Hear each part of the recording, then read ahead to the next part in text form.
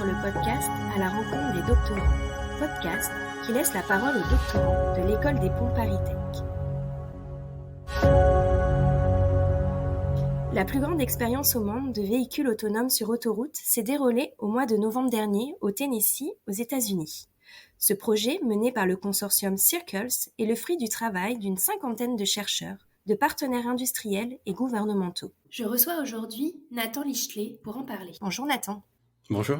Nathan, tu nous parles aujourd'hui depuis la Californie, où tu entames ta 2e année de doctorat à l'université de Berkeley, en co-tutelle avec le Centre d'enseignement et de recherche en mathématiques et calcul scientifique de l'École des Ponts ParisTech, sous la codirection d'Alexandre Bayen et d'Amaury Hayat. Tu t'intéresses plus spécifiquement à l'optimisation du trafic routier dans le but d'améliorer la sécurité, l'efficacité et également de réduire la consommation d'énergie. Tu fais partie de l'équipe à l'origine de ce test sur les voitures autonomes. Peux-tu nous expliquer quel était le but de ce projet ?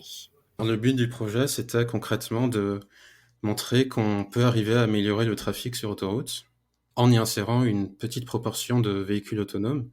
Améliorer le trafic, ça veut dire d'une part améliorer la fluidité et la sécurité du trafic, mais également, principalement même, réduire la consommation d'énergie des véhicules, donc de tous les véhicules sur l'autoroute, pas uniquement nos véhicules autonomes, donc par conséquent également leurs émissions de CO2. Et donc, comment est-ce qu'on fait ça ? Quand on conduit sur autoroute, surtout quand il y a du monde sur la route, il se produit souvent un phénomène qu'on appelle des embouteillages fantômes. Je suis sûr que beaucoup de gens en ont déjà fait l'expérience. Et donc, il s'agit de phénomènes de vagues de ralentissement et d'accélération, qu'on freine, on accélère, on freine, on réaccélère, et phénomènes qui se forment sans raison apparente, il n'y a pas forcément d'accident ou quoi que ce soit. Et c'est souvent causé par un véhicule qui freine, et le véhicule derrière lui, le suivant à une distance trop courte, se retrouve à devoir freiner encore plus brusquement, puis le véhicule derrière lui va également freiner, etc. Et de fil en aiguille, ces ralentissements se propagent en amont du trafic, des kilomètres en amont, et sous une forme d'effet accordéon. Excuse-moi de te couper, c'est ce qu'on peut expérimenter le matin quand on va au travail ou quand on rentre vraiment aux heures de pointe, c'est bien ça ? C'est ça, ça arrive très souvent, surtout sur l'autoroute. C'est un phénomène dû à l'imperfection de la conduite humaine, on va dire.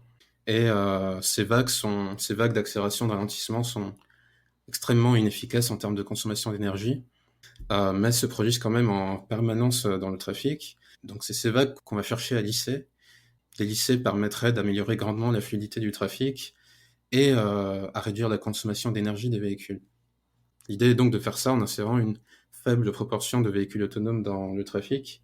Et l'idée n'est pas nouvelle, ça a déjà été montré dans des expériences contrôlées que ça peut avoir des effets très positifs, avec des dizaines de véhicules dont une faible proportion est contrôlée. Et nous, on a cherché à améliorer ces résultats, à construire dessus, à aller encore plus loin, et à faire ça à beaucoup plus grande échelle, avec cette fois des milliers, voire dizaines de milliers de véhicules dans le trafic sur l'autoroute. Toi, spécifiquement, quel était ton rôle dans cette étude ? Alors, sur le projet, on était une 50aine répartis en plusieurs équipes. Et donc, moi, je faisais partie de l'équipe en charge de développer des algorithmes pour les véhicules. Il y avait d'autres équipes en charge du matériel, de la logistique, de la planification des tests, etc. Et donc, j'ai travaillé sur la création d'algorithmes en utilisant des méthodes de deep learning. Alors, ce projet a beaucoup évolué. Il a duré depuis 3 à 4 ans, je n'étais pas dessus depuis le début, mais ça fait déjà un bon moment qu'on a commencé à développer ces algorithmes. Et ils ont beaucoup évolué depuis le début du projet. On a créé un simulateur de trafic à partir de données collectées en conduisant sur l'autoroute en utilisant les capteurs du véhicule. Ça nous permet de collecter des trajectoires qu'on utilise pour créer des simulations. Et on apprend les algorithmes qui seront déployés sur les véhicules avec des méthodes de deep learning. Plus précisément, on utilise de l'apprentissage par renforcement. Et donc, tout se fait en simulation. On optimise des réseaux de neurones pour minimiser la consommation de carburant et donc les émissions de CO2. Pour ce faire, on utilise des modèles de consommation d'énergie qui eux-mêmes ont été développés par une autre équipe dans le projet. De manière importante, on intègre également des informations agrégées sur le trafic en amont, ce qui permet à l'algorithme d'avoir des informations sur ce qui se passe 500 mètres, 1 kilomètre, voire encore plus loin à l'avant, et donc d'anticiper ces phénomènes de vagues de ralentissement qui se forment afin d'essayer de les corriger, de les lisser.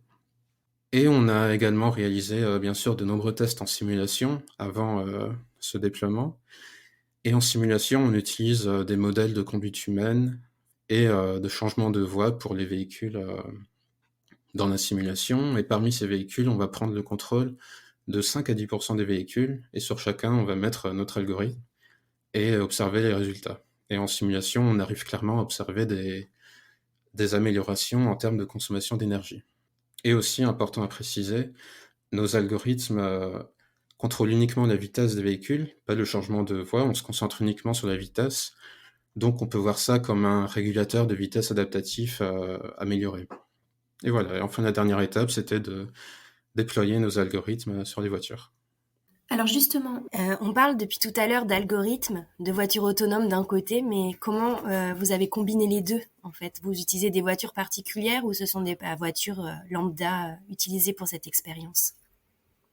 Alors c'est des voitures tout à fait classiques qui ont été modifiées pour interfacer avec notre algorithme. Alors d'abord, on avait déjà réalisé l'année dernière une expérience initiale de test avec 5 à 10 véhicules dans la même autoroute et tout s'était très bien passé.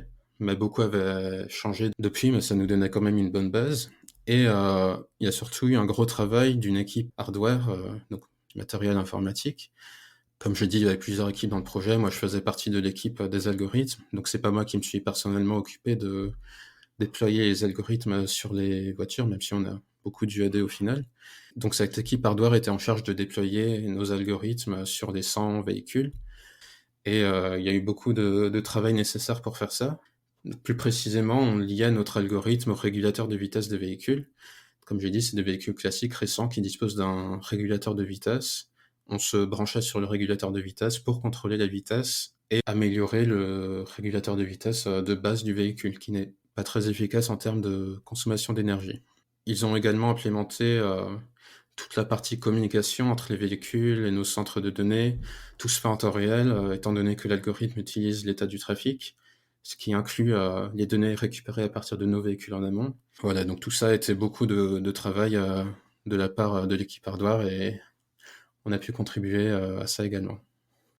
Très bien. Donc, on parle ici pour ce test de combien de véhicules autonomes, sur combien de kilomètres, combien de jours. En fait, sur le terrain, concrètement, qu'est-ce qui se passait pendant cette expérience? Alors on avait une centaine de véhicules autonomes. L'expérience s'est réalisée pendant une semaine, du lundi au vendredi. On commençait vers 5 heures du matin jusqu'à 10h, 11 heures du matin. On injectait les 100 véhicules dans le trafic sur autoroute. On a fait ça sur l'Interstate 24 à Nashville, dans le Tennessee aux États-Unis, donc un tronçon d'autoroute d'environ 6 km. On a choisi de faire l'expérience sur cette portion d'autoroute parce qu'en parallèle, une autre équipe du projet a installé depuis plusieurs années énormément de grands pôles caméras sur le long de cette autoroute.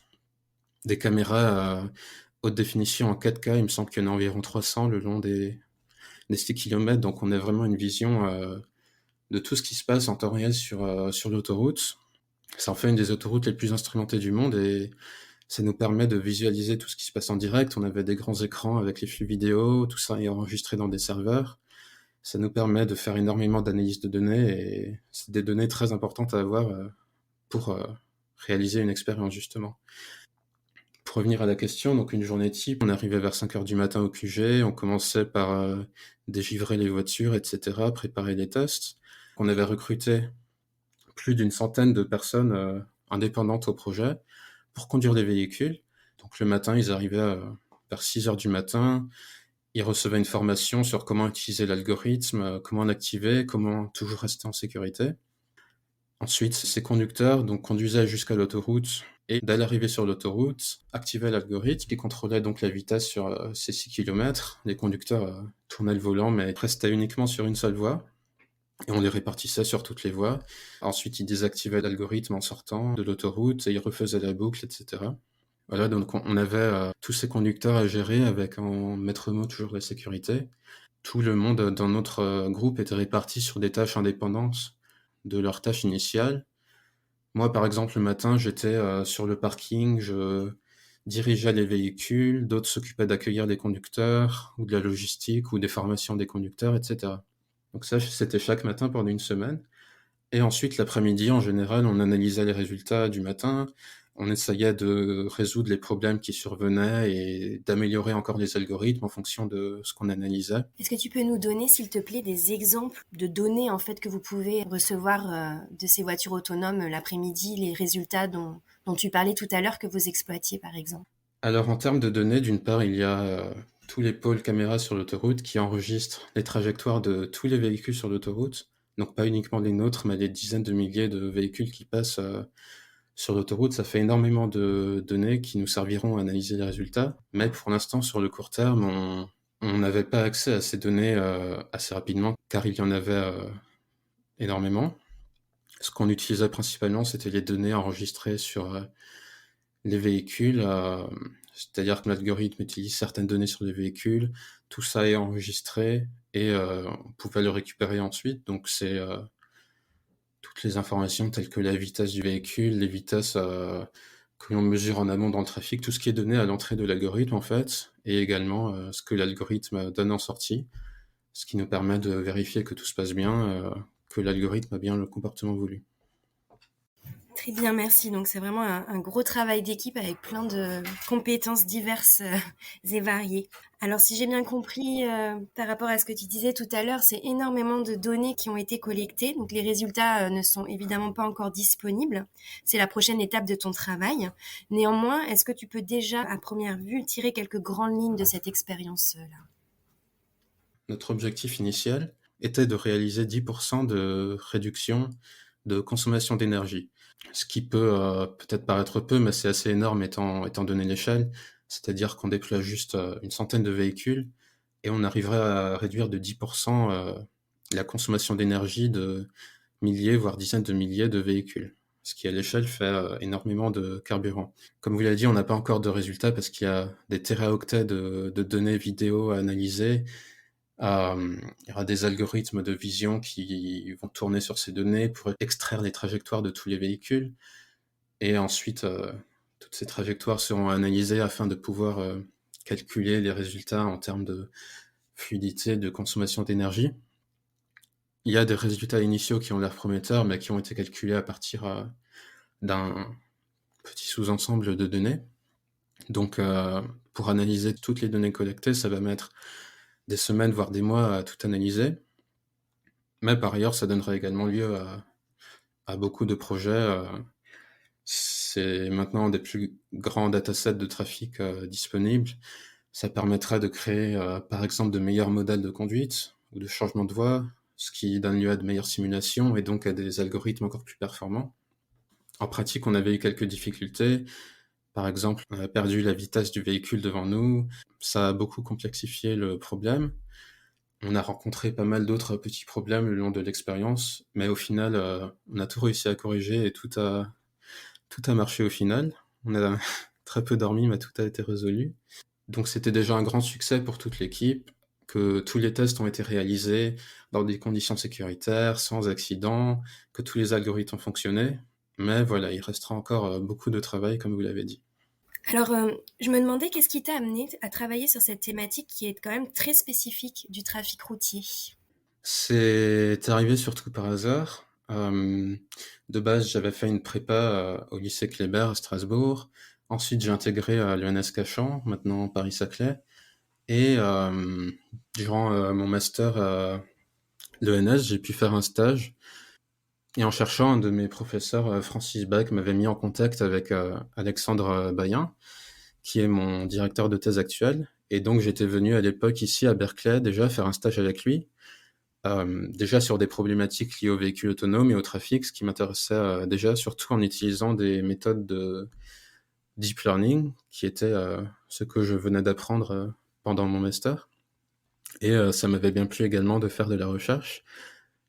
Et j'étais revenu par la suite pour un autre stage dans le même labo, et puis au final maintenant pour une thèse. C'est donc comme ça que je me suis spécialisé dans le domaine du trafic. Et j'ai eu la chance d'arriver au bon moment pour faire partie de ce projet, parce que la plupart du temps, les expériences, ça se passe en simulation, voire en laboratoire sur des robots si c'est possible. C'était assez incroyable d'avoir pu travailler sur un projet à taille réelle de cette ampleur surtout et qui peut faire une vraie différence. Surtout quand on était assis dans la voiture, qu'on branchait nos algorithmes et qu'on voyait et qu'on sentait la vitesse de la voiture changer tout seul, c'était assez incroyable. Très impressionnant comme projet également, c'était une grosse organisation avec beaucoup de chercheurs qui travaillaient sur un objectif commun et bien organisé en plusieurs équipes indépendantes mais toutes nécessaires. Et donc voilà, on va continuer, il reste encore beaucoup à faire sur le domaine. Je peux difficilement terminer cette émission sans aborder la question des voitures autonomes développées par certains constructeurs automobiles, qui pour certains offrent déjà des équipements avancés avec des fonctions d'autopilote par exemple. Nathan, quel est toi ton ressenti par rapport à ça? Alors c'est assez différent de ce qu'on est en train de développer. Nous, ce qu'on fait concrètement, c'est changer l'algorithme du régulateur de vitesse adaptatif. Donc on contrôle uniquement la vitesse et on évolue principalement sur autoroute, dans un flux rapide, avec des milliers de véhicules. Alors qu'en conduite urbaine, il y a des problématiques assez différentes. Il y a beaucoup plus de chaos avec les piétons, les intersections, les ronds-points, tous les panneaux routiers qu'il faut voir et interpréter. Il faut connaître le code de la route. Sur autoroute, les règles sont quand même bien plus simples. Et donc ça rend le problème beaucoup plus complexe en conduite urbaine. Par exemple, ici à San Francisco, il y a pas mal de tests réalisés avec des voitures autonomes en ville, mais on n'en est encore qu'au début de ça. Nous, donc, comme je le disais, on contrôle automatiquement la vitesse du véhicule, mais il y a toujours un conducteur derrière, on n'est pas entièrement autonome, et notre but, c'est simplement de montrer qu'avec une faible proportion de ces véhicules et de meilleurs algorithmes, on soit capable de réduire significativement la consommation d'énergie de tous les véhicules. Et d'un point de vue technique, c'est beaucoup plus réalisable à court terme, d'ici quelques années seulement, puisque simplifie, mais il suffirait techniquement juste que les constructeurs automobiles fassent une mise à jour de leurs algorithmes de régulateurs de vitesse. Ça peut se faire à grande échelle puisque ça nécessite pas de nouvelles infrastructures. Il ne s'agit pas de construire de nouvelles infrastructures sur l'autoroute ou d'installer des capteurs différents de ceux qui sont déjà proposés sur la grande majorité des véhicules récents. Et donc, ça serait envisageable, ce sur quoi on est en train de travailler, à implémenter d'ici seulement quelques années. Très bien, alors merci Nathan, c'était un plaisir de t'accueillir aujourd'hui. Nous allons donc rester à l'affût des premiers résultats de ton projet. Et quant à moi, je vous retrouve le mois prochain pour un nouvel épisode du podcast À la rencontre des doctorants, à retrouver sur la revue numérique de l'École des Ponts ParisTech, ingenius.écoledesponts.fr.